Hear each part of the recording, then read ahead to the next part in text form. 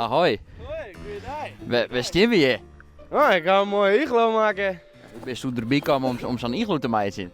Nou, ik zit in de ziektewerk, ik zit met mijn knibbel. En ik heb niks beters te doen, heel dag aan de bed vind ik niet te doen. Dus ik dacht van, nou, ik maak een iglo. Ik ga eerst in het midden hier gaan een grote sneeuwpop maken van 12 meter hoog, 2 meter breed. Nou, de hint sloopt, maar dat maakt hem net zo vol uit. Ik dacht van, nou, dan mag ik maar een iglo bouwen.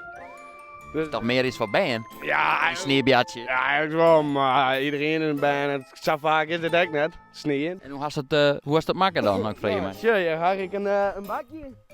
Dan ga ik nog wat troep in. Nou, dan ga ik sneeuw in en dan ga ik onstampt. En ja, zo ben ik mijn blokken begonnen.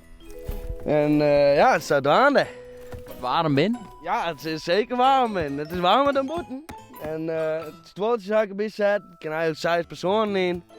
Ik dacht van, nou, dat is wel mooi. Een keer van de middag de hele dag zitten. Hoe lang had je werk behouden?